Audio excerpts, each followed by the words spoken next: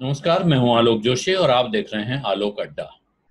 आपको पता है, मुझे पता है, देश ही नहीं पूरी दुनिया एक विकट परिस्थिति से जूझ रही है। अब तक के इतिहास का सबसे बड़ा संकट सामने है और हम सब संकट के इस दौर से गुजर रहे हैं। ये संकट इतना बड़ा इसलिए है क्योंकि यहाँ मेडिकल संकट और आर्थिक संकट एक साथ खड़ा हो गया है। एक बड़ी बीमारी फैल गई है और उसके साथ उसने अर्थव्यवस्था को भी बीमार कर दिया है। इस तरह की इतनी खतरनाक, इतनी भयानक बीमारी हमने अपने जीवन काल में तो नहीं देखी है। लेकिन अर्थव्यवस्था पर एक ऐसा ही अभूतपूर्व संकट हम देख चुके हैं भारत में। और उस वक्त भारत में वित्त मंत्रालय की बागडोर जिसके हाथ में थी, वो थे वित्त मंत्री यशवंत सिन्हा। और वही यशवंत सिन्हा आज हमारे मेहमान हैं। उनसे बात करेंगे मैं और मेरे मित्र सत्यहिंदी.com के फाउंडर एडिटर आशुतोष। बहुत सारे सवाल खड़े हो रहे हैं। सवाल इस बात को लेकर ये कि जो 20 लाख करोड़ का जो पैकेज अनाउंस किया गया है, क्या दरअसल ये 20 लाख करोड़ का है? दूसरा, क्या ये पैकेज समय पर दिया गया है या और पहले दिया जाना चाहिए? तीसरा, इस पैकेज की असली कीमत क्या है? चौथा, जो चीज टारगेट की गई है क्या सही दिशा में उठाए गए कदम है? पांचवा, और क्या इससे देश की अर्थव्यवस्था पर किसी तरीके की उम्मीद लगाई जा सकती कि देश की अर्थव्यवस्था बेहतर होगी और गरीब जो सड़कों पर मारा मारा फिर रहा है उसकी जिंदगी में कुछ बदलाव आएगा? इन तमाम सवालों पर बात करने के लिए इस वक्त हमारे साथ मौजूद हैं पूर्व वित्त मंत्री यशवंत सिन्हा जी। यशवंत सिन्हा जी जो लंबे समय तक ब्यूरोक्रेसी में थे, उसके बाद चंद्रशेखर जी की सरकार में वित्त मंत्री थे जब देश सबसे बड़े आर्थिक संकट में था। बल्कि यह कहा जाए कि जो आर्थिक सुधारों का ऐलान नरसिम्हा राव ने किया था उसका ब्लूप्रिंट यशवंत सिन्हा जी के रहते बना था। उसके बाद जब अटल बिहारी वाजपेयी की सरकार बनी तब भी वो वित्त मंत्री थे और साथ ही साथ विदेश मंत्रालय का भी काम उन्होंने देखा था। सर, मेरा पहला सवाल यह है कि ये जो संकट है और जिस तरीके से 20 लाख करोड़ देने की बात की गई है और रोज वित्त मंत्री ने एक एक सेक्टर के बारे में बातचीत की है, पैसा देने का ऐलान किया है, क्या आपको लगता है कि ये सही दिशा में उठाया गया सही कदम है? देखिए, मैं इसके पहले कि आपके इस प्रश्न का सीधा उत्तर दूं, मैं ये कहना चाहूंगा कि ये जो महामारी अभी आई है, इस महामारी को ध्यान में रखते हुए सरकार का जो कर्तव्य था वो बिल्कुल स्पष्ट था।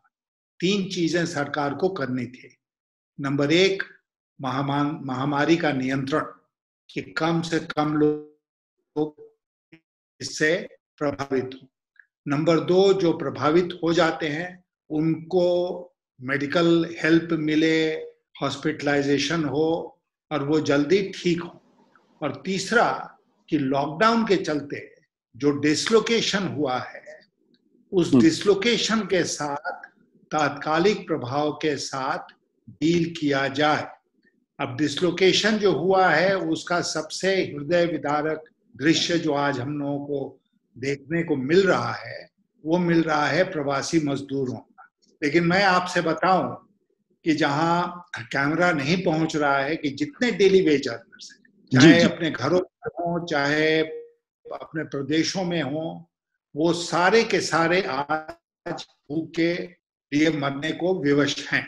लेकिन सबसे बड़ी समस्या जो आज पूरे देश में देखने को मिल रही है वो मिल रही है प्रवासी मजदूर जो पैदल या किसी भी माध्यम से अपने अपने घर पहुंचने की कोशिश कर रहे हैं। तो अगर इस दिशा में देखा जाए, इसको, इस पृष्ठभूमि को ध्यान में रखते हुए अगर हम विचार करें तो महामारी रोकने के लिए सरकार ने तत्काल लॉकडाउन लगाया। हम लोगों में से किसी ने उस पर एतराज नहीं किया कि ठीक है भाई लॉकडाउन लगाओ।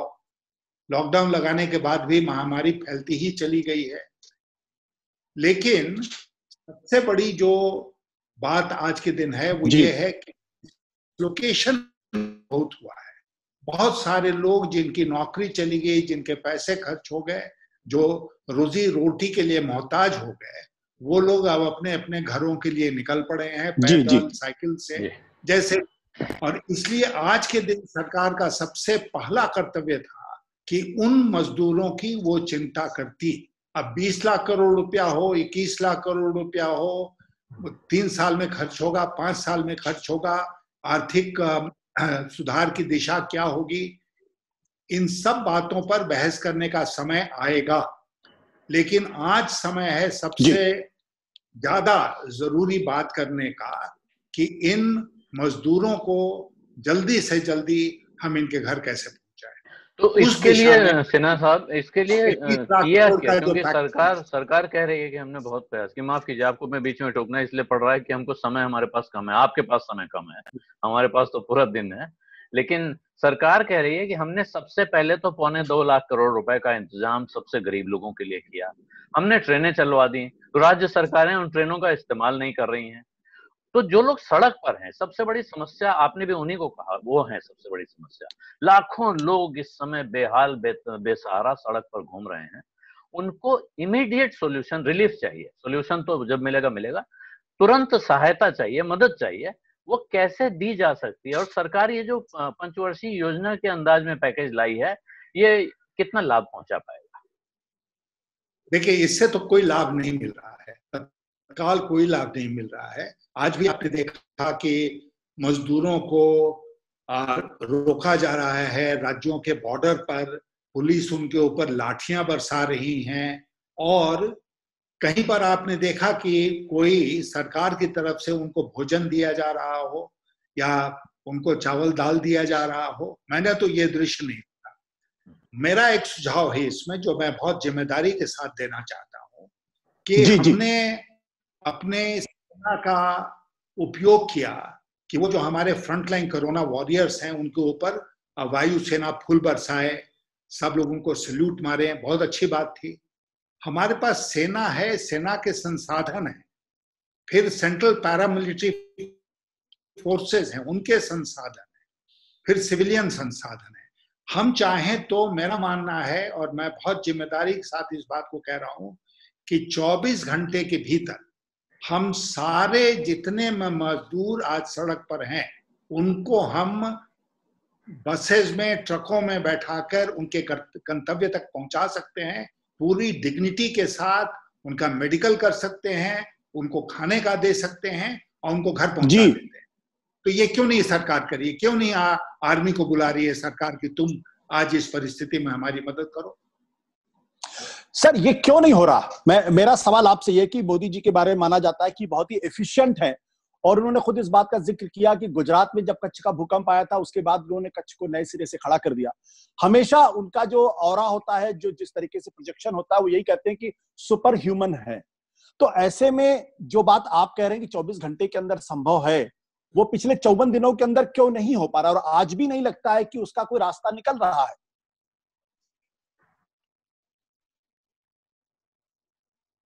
नहीं आशुतोष जी, मुझे लगता है कि इसके लिए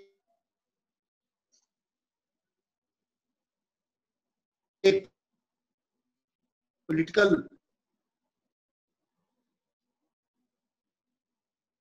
नहीं, यहाँ पे सर आपकी आवाज पूरी करीब करीब चली गई है, तो ये आंसर आपको दोबारा से, ये आंसर आपको दोबारा से बोलना पड़ेगा।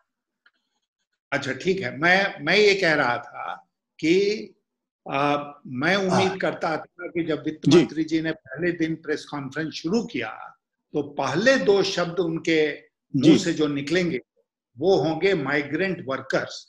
लेकिन पहले दिन उन्होंने बहुत सारे विषयों पर बात की, लेकिन एक शब्द माइग्रेंट वर्कर्स के बारे में नहीं कहा। प्रधानमंत्री जी ने जो लोग मर गए सड़कों पर एक्सीडेंट में चलते चलते, उनके बारे में तो कुछ संवेदना प्रकट की है। वित्त मंत्री जी को आपने कहीं सुना किसी भी 5 दिन के प्रेस कॉन्फ्रेंस में उन्होंने संवेदना प्रकट की हो? तो ये संवेदना की कमी है, राजनीतिक इच्छा शक्ति की कमी है। आज भी मैं जोर दे के इस बात को कह रहा हूं आपसे, सरकार सेना को उतारे और सेना को ये जिम्मेदारी दे कि तुम सिविलियन से कोऑपरेशन करके और सारे सिविलियन बसेस को करो, अपने ट्रक्स लेके जाओ और सबको बाइज्जत उनके घर पहुंचाओ। ये काम हो सकता है बहुत आसानी के साथ। सर, आपने जो बात कही, लेकिन अगर हम इसको केंद्र सरकार की जिम्मेदारी माने, लेकिन जो कई राज्य सरकारें हैं, बिहार की राज्य सरकार है, यहाँ तक उत्तर प्रदेश की राज्य सरकार है, ये सरकारें भी खुलकर नहीं बात कर रही। यहाँ तक कि उड़ीसा के नवीन पटनायक जो पिछले 5 बार के मुख्यमंत्री हैं, उन्होंने तो यहाँ तक 3 गाड़ियां आ रही थी उड़ीसा की तरफ सूरत से, उसको कैंसिल कर दिया। तो ये रिलक्टेंस भी तो राज्य सरकारों की तरफ से, और राज्य सरकारों भी ऐसा लगता है इस माइग्रेंट वर्कर्स को उन्होंने सड़क पे छोड़ दिया और उनको एक्सेप्ट करने के लिए तैयार नहीं है। बिल्कुल ठीक कहा आपने आशुतोष जी। और बिहार की भी हालत बहुत खराब है। देखिए, ये काम तो बहुत पहले हो जाना चाहिए था, लेकिन आज दुर्भाग्य से जब कोरोना का वायरस लगभग 1 लाख तक पॉजिटिव केसेस पहुंच रहे हैं, उस समय हम लोग बात कर रहे हैं। लेकिन ये कंप्लीटली अनअवॉइडेबल है कि हम इन माइग्रेंट वर्कर्स को सड़क पर नहीं छोड़ सकते हैं, उनको घर पहुंचाना ही पड़ेगा। और राज्य सरकारों के साथ प्रधानमंत्री जी को बात करके, क्योंकि ये उनकी भी जिम्मेदारी है कि वो बात करके उनको इस बात के लिए प्रेरित करें कि वो ट्रेन से, बसेस से, जैसे भी चाहें वैसे उनको उनके गंतव्य तक पहुंचाएं। तो इसलिए उनको बात करनी पड़ेगी। और वो राज्य सरकारें जो कह रही है कि हम नहीं लेंगे, वो अपनी जिम्मेदारी से भाग रही हैं, चाहे वो बिहार हो चाहे उड़ीसा हो। जी सिन्हा साहब, एक बात आपने कही, माफ कीजिए आशुतोष, मैं पूछ लूं। आप कह रहे हैं कि माइग्रेंट वर्कर्स, और ये सब मानते हैं कि ये सबसे बड़ी मुसीबत इस वक्त है उनके सिर पर, और सबसे बड़ी जरूरत है उनको तत्काल राहत पहुंचाने की। और आपने सुझाव भी दिया कि पैरामिलिट्री और मिलिट्री को लगा दें तो 24 घंटे के अंदर ये काम हो सकता है कि वो अपने ठिकाने पहुंच जाए। लेकिन इसके साथ जो दूसरी जुड़ी हुई समस्या है, जो लोग कह रहे हैं कि लाइफ और लाइवलीहुड की डिबेट मत करिए, लेकिन इस वक्त रोजगार, जिंदगी पटरी पे वापस लौटना और इकोनॉमी का पटरी पे लौटना, क्या आपको लगता है कि अभी उसके लिए इंतजार किया जा सकता है, या साथ साथ जैसे WHO ने कहा हमें कोरोना के साथ जीना सीखना होगा, उस जीने के भी कुछ सूत्र आपके पास हैं? नहीं, हमें लगता है कि लॉकडाउन जो था, जो पहला लॉकडाउन, वो एक हथौड़े की तरह था। हमने हथौड़ा चला दिया। उसके बाद जब सेकेंड हुआ, थर्ड हुआ, तो उसमें हमने कुछ बारीकियां इंट्रोड्यूस करी और कहीं कहीं कुछ छूट दी। लेकिन आप उद्योग धंधे खोलने की बात कह रहे थे। उद्योग धंधे खुलने में केवल पैसे की जरूरत नहीं होती है। आज जब सब मजदूर शहरों को छोड़कर चले गए, ये मजदूर कहाँ काम करते थे? ये सब कहीं ना कहीं उद्योग धंधे में काम करते थे। तो आज हम कहें उद्योग खोल दो, तो वो नहीं खोल पाएंगे, क्योंकि एक तो मजदूर नहीं है। दूसरी बात जो है, उनको सारा पैसा आप लोन के रूप में दे भी दीजिए, वो ले भी लें, तो उसके बाद उनका सामान कहाँ बिकेगा? ये सोचने की बात है ना कि उन्होंने सामान निर्मित किया, वो कहाँ लेके जाएंगे? आज मुंबई बंद है, आज दिल्ली बंद है, आज कोलकाता बंद है, जितने बड़े बड़े मार्केट्स हैं सब बंद हैं, क्योंकि सारे के सारे रेड जोन है। तो वो जो इंतजाम होगा सामान बिकने का, वो कैसे होगा? अब ये 4th लॉकडाउन जो शुरू हो रहा है, इसके बारे में हमको सोचना पड़ेगा कि हम उद्योग धंधे को केवल ऑर्डर देकर नहीं खोल सकते हैं। उनके लिए हमें व्यवस्था ऐसी करनी पड़ेगी कि सामानों का निर्माण भी हो, प्रोडक्शन भी हो, और साथ साथ मार्केटिंग। सर, एक सवाल मेरे मन में ये है, सवाल ये कि जो भी आलोक ने पूछा कि जीवन और जीविका दोनों साथ चलना चाहिए, क्या जो लॉकडाउन लगाया गया, क्या वो जल्दबाजी में लगाया गया और क्या उचित समय तक के लिए लगाया गया? क्या ऐसा नहीं हो सकता था कि 2 महीने पूरी तरीके से 100% लॉकडाउन करके कोरोना पर नियंत्रण पा लेते और उसके बाद हम अर्थव्यवस्था को खोलते तो शायद ज्यादा बेहतर तैयार होते? आशुतोष जी, मैं आपसे एक बात कहना चाहूंगा कि भारत में पहला केस रिकॉर्ड हुआ था 30 जनवरी को जी। हमने लॉकडाउन लगाया 24 मार्च को, तो समय तो खोया हमने। लेकिन मैं आपसे ये कहना चाहता हूं कि जब लगाया तब लगाया, लेकिन साथ ही साथ हमें सोचना चाहिए था उसी समय कि लॉकडाउन के परिणाम क्या होंगे, और वो हमने नहीं सोचा।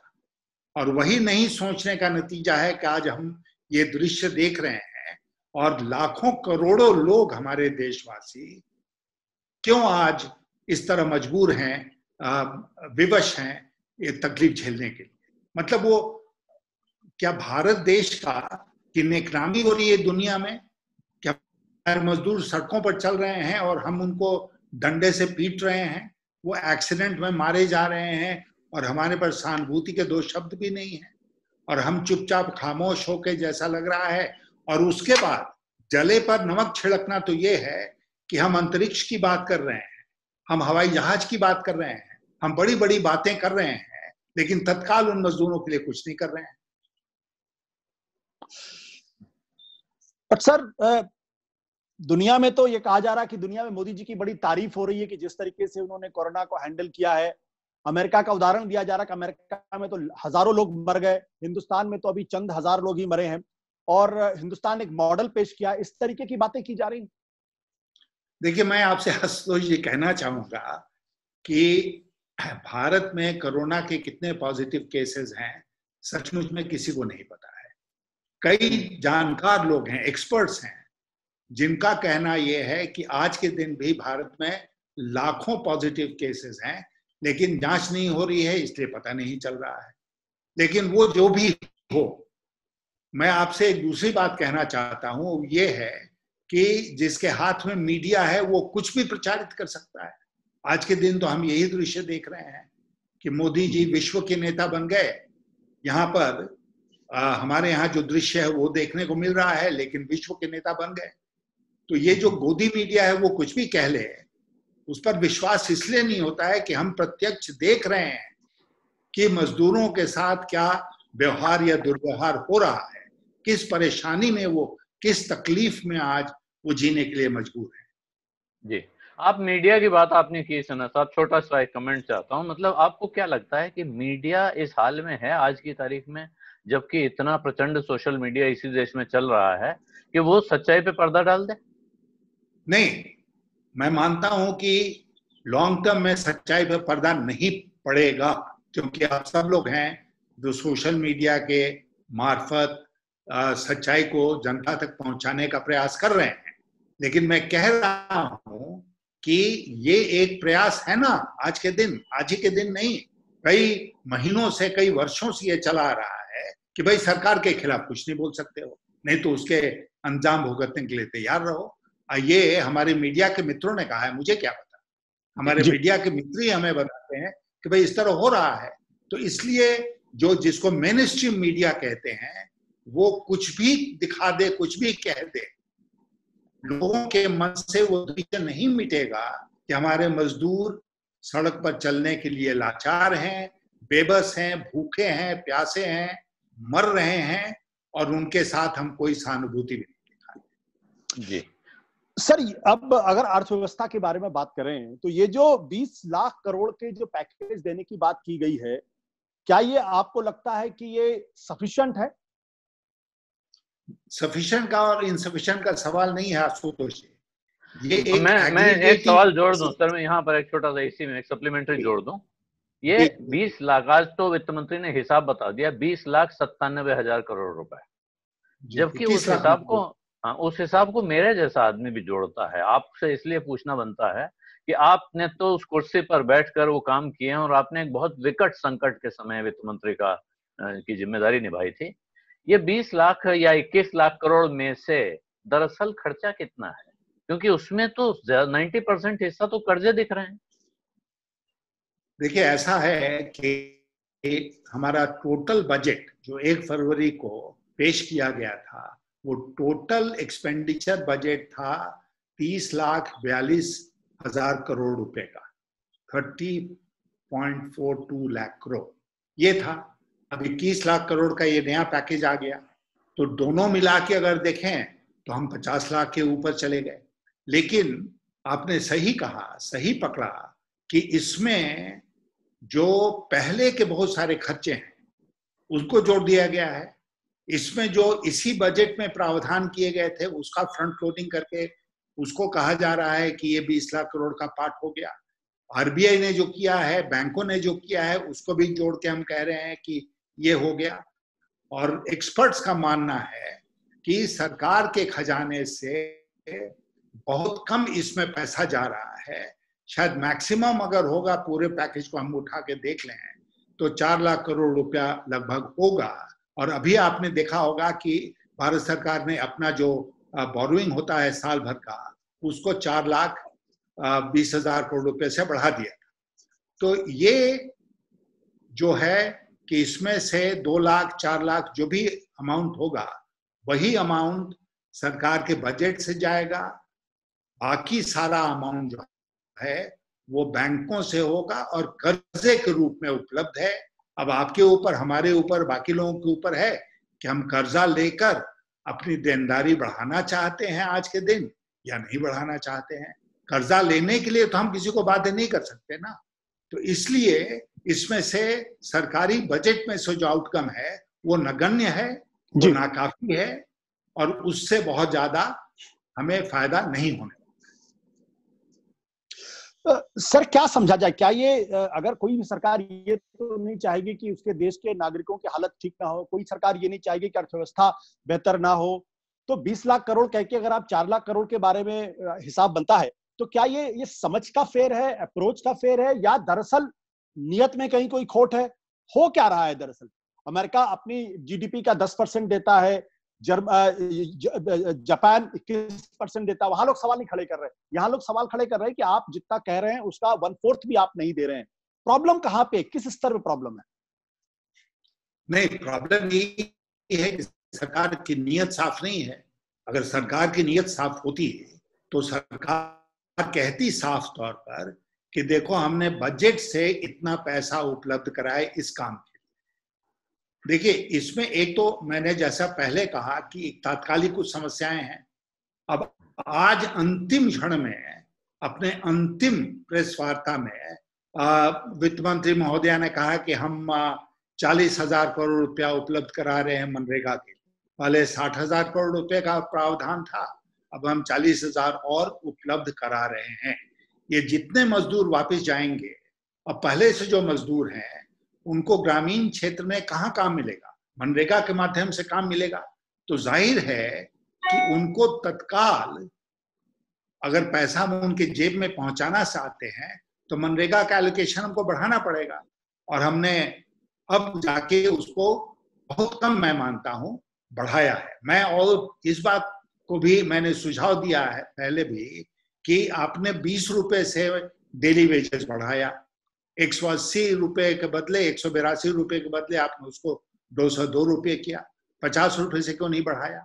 दूसरी बात कि जो भी काम मांगे आज उसको आपको काम देना पड़ेगा। आपके पास 10 करोड़ टन अनाज है, उस अनाज को लिबरली आप राज्य सरकारों को दीजिए कि कहीं कोई गरीब भूखा नहीं सोए। तुम फ्री किचन चलाओ, तुमको जो करना है करो, ये खाद्यान्न लो और इनको सब गरीबों तक पहुंचाने का काम करो। फिर राज्य सरकारों की मदद करनी होगी उनको। राज्य सरकारों की शिकायत है कि भाई हमारा जो जीएसटी का देय है वो भी आप नहीं दे रहे हो। आज उन्होंने राज्य सरकारों की बात करी, लेकिन राज्य सरकारों को तत्काल इस बात की जरूरत है कि उनके हाथ में पैसा पहुंचे, तब वो अपना काम कर सकेंगे, क्योंकि सारा काम तो राज्य सरकारों को करना है। तो इसलिए इस बात की आवश्यकता थी और पहले चरण में हम लोगों को इन बातों की बात करनी चाहिए थी और उसके बाद दूसरे तीसरे चरण में कुछ गैप देकर हम आर्थिक सुधारों की बात करते, आगे की दिशा की बात करते। लेकिन 20 लाख करोड़ रुपया दिखाना था कि भाई हमने इतना बड़ा पैकेज दे दिया। अब हम बैठ के माथापच्ची कर रहे हैं कि 20 लाख करोड़ का मतलब क्या होता है। जाके उस गरीब से पूछिए जो आज सड़कों पर बैठा हुआ है पुलिस के डंडे खा के कि 20 लाख करोड़ में तुमको कितना मिला। जी, तो एक सवाल अब मैं सिन्हा साहब, क्योंकि वही वक्त वाली समस्या है ये, लेकिन ये पूछूंगा, और आपने तो जो कदम उठाया था, हालांकि बहुत लोगों ने बहुत समय तक आलोचना की, मजाक बनाया कि साहब सिन्हा साहब तो देश का सोना गिरवी रखाए थे, लेकिन विकट परिस्थिति में मनुष्य को साहस के साथ कुछ फैसले करने होते हैं जिनमें उसको आलोचना भी हो सकती है, उसका मजाक भी उड़ाया जा सकता है।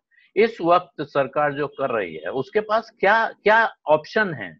खर्चा करना पड़ेगा जैसे आपने कहा, और बहुत लोग कह रहे हैं कि सीधे लोगों को पैसा देना पड़ेगा, सहायता देनी पड़ेगी। वो पैसा कहाँ से आएगा? ऐसा तो नहीं कि सरकार के पास ये व्यवस्था नहीं है इसलिए वो इस तरह का आडंबर रच रही है कि हमने बहुत कुछ दे दिया है, आप लोग खुश हो जाइए, और असल में देना कुछ ना पड़े। नहीं, मैं आपसे बताता हूँ, एक तो सोने की बात आपने की कि सोना गिरवी रखा। जब घर की महिलाओं की आबरू दांव पर लगी हो और घर में सोना पड़ा हो तो आप किसको पहले प्राथमिकता देंगे? घर की आप महिलाओं की आबरू बचाएंगे ना। देश की आबरू उस समय जा रही थी और इसलिए ये कदम उठाना पड़ा और साहसी कदम था। बाद में सब लोगों ने इसको स्वीकार किया। लेकिन आज के दिन मैं आपसे कहना चाहता हूं कि उसी प्रकार कड़े कदम उठाने की आवश्यकता थी। जो मैं कह रहा हूं आर्मी को लाइए, वो एक कड़ा कदम होगा, और सरकार क्यों नहीं ऐसा सोच रही है, मैं आश्चर्य। तो इसलिए पैसा कहां से आएगा आलोक जी? मैंने बहुत पहले 3-4 हफ्ते पहले एक लेख लिखा था, किसी अखबार में छपा, जिसमें मैंने कहा था कि हमारे पास कोई उपाय नहीं है इसके अलावा कि हम आरबीआई को कहें कि तुम नोट प्रिंट करो और सरकार को पैसे उपलब्ध कराओ। उसके साथ हमें कुछ सावधानी बरतनी होगी, वो सावधानी हम बरतें। लेकिन हमें आज अगर 10 लाख करोड़ सरकारी बजट से खर्च करना होगा तो जाहिर है कि ये 1-2-3 लाख करोड़ हमको इधर उधर से मिल जाएगा। बाकी इसका जो अधिकांश भाग है वो हमें नोट प्रिंट करके लाना पड़ेगा और उससे लोगों की मदद करनी पड़ेगी। ये सुझाव केवल हम ही ने नहीं दिया, और कई अर्थशास्त्री हैं जिन्होंने ये सुझाव दिया है। सरकार इसको क्यों नहीं मान रही है, इसका एक्सप्लेनेशन सरकार के पास है, लेकिन ये तरीका है जिसका हम उपयोग कर सकते हैं। सर, आखिरी सवाल, क्योंकि बिल्कुल समय खत्म हो चुका है। क्या आपको लगता है कि कोरोना के संकट के बाद भारत की अर्थव्यवस्था को बेहतर होने में या पटरी पर आने में कितना वक्त लग पाएगा? देखिए, मेरा जो अनुभव है संकटों से, आर्थिक संकटों से डील करने का, आशुतोष जी, मैं मानता हूं कि किसी भी आर्थिक संकट से 3-4 महीने में छुटकारा नहीं पाया जा सकता है। बहुत सारी व्यवस्थाएं ध्वस्त हो जाती हैं, उनको खड़ा करने में वक्त लगता है, और कुल मिला जुला के देखा जाए तो कम से कम 2 से 3 साल का वक्त लगता है किसी आर्थिक संकट से उबरने में। तो इसलिए आप कोई भी आर्थिक संकट 91 का ले लें, 2008 का ले लें, उसके पहले का ले लें, समय लगता ही लगता है। इसलिए हमें कमर कस के तैयार रहना पड़ेगा कि जल्दीबाजी में कोई हमें हमारी व्यवस्था को पटरी पे नहीं ला सकते हैं। पूरे देश को एकजुट होकर अर्थव्यवस्था को पटरी पे लाने के लिए लगातार कई वर्षों तक प्रयास करना पड़ेगा। एक अंतिम सवाल मैं भी पूछ लूं सिन्हा साहब, आपकी इजाजत हो तो? नहीं, कम है लेकिन फिर भी एक सवाल मैं पूछ लूं कि ये जो कहा जा रहा है कि रेटिंग के डर से, रेटिंग की बड़ी चिंता है कि अंतर्राष्ट्रीय रेटिंग गिर जाएगी अगर हम नोट छापेंगे, अगर हम खर्चा बढ़ाएंगे। फिस्कल डेफिसिट पहले ही बजट के समय हमने देखा, उस वक्त भी लोग आंकड़ों में सवाल उठा रहे थे, पहले ही फिस्कल डेफिसिट बहुत बुरी हालत में है।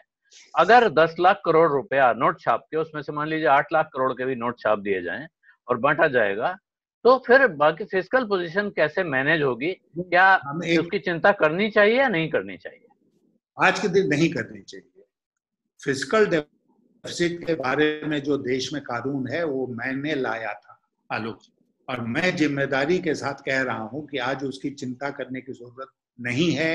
रेटिंग एजेंसीज की बिल्कुल चिंता करने की जरूरत नहीं है। उनको कहिए घर में जाके आराम करें। अमेरिका में जब अर्थव्यवस्था कोलैप्स कर गई थी और इतना बड़ा संकट दुनिया के सामने आया अमेरिका के में पैदा होकर, तो रेटिंग एजेंसी सब AAA दे रही थी अमेरिका को।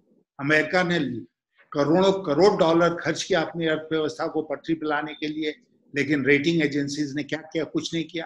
तो इसलिए रेटिंग एजेंसीज को तो हमें भूल जाना चाहिए, उनकी बिल्कुल चिंता हमें नहीं करनी चाहिए। तो इसलिए जो हमें नोट प्रिंट करने की जरूरत है वो हमें करना चाहिए। लोगों के पॉकेट में तत्काल पैसा पहुंचना चाहिए, ये हमें इंतजाम करना चाहिए, और उसके लिए नोट प्रिंट करने की जरूरत हो। फिस्कल डेफिसिट बढ़ती है तो बढ़े, नोट प्रिंट करके हम लोगों के पास पैसे पहुंचाएं, ये हमें आवश्यक रूप से करना है। और हमारे पास जो करोड़ों टन अनाज है उसका हम सदुपयोग करें। धन्यवाद सिन्हा साहब, बहुत अच्छा रहा। हालांकि हम लोगों की इच्छा तो होती है कि ज्यादा बात करें, लेकिन समय सबके पास समय का एक प्रॉब्लम। बहुत बहुत धन्यवाद यशवंत सिन्हा साहब, आपने इस बातचीत के जरिए बहुत सारी चीजें आसानी से समझा दी, और जो आलोचना बहुत दिनों से हो रही थी खासकर हमारे जैसे टिप्पणीकारों की कि हम छिद्रान्वेषण करते हैं, समस्या बताते हैं, लेकिन समस्या का समाधान नहीं सुझाते हैं। तो आपसे अच्छा कौन हो सकता था ये बताने के लिए कि इस समस्या का समाधान कैसे हो सकता है। आपने वक्त निकाला, हमको अपने ये बेशकीमती सुझाव दिए जो कि अब हमारे दर्शकों तक भी पहुंच रहे हैं। इसके लिए आपका बहुत बहुत धन्यवाद। यशवंत सिन्हा से बातचीत आपको कैसी लगी ये बताना मत भूलिएगा। अपने कमेंट्स नीचे कमेंट बॉक्स में डाल दें। इस वीडियो के लिंक अपने मित्रों परिचितों के साथ ज्यादा से ज्यादा शेयर करें और मेरा यूट्यूब चैनल वन आलोक जोशी अगर अभी तक आपने सब्सक्राइब नहीं किया है तो सब्सक्राइब करना भी न भूलें। साथ में घंटी भी बजा दें ताकि आपको खबर मिल जाएगी कि जब नया वीडियो आए या नया लाइव हो तो आपके पास अपने आप घंटी बजने लगे। धन्यवाद, नमस्कार।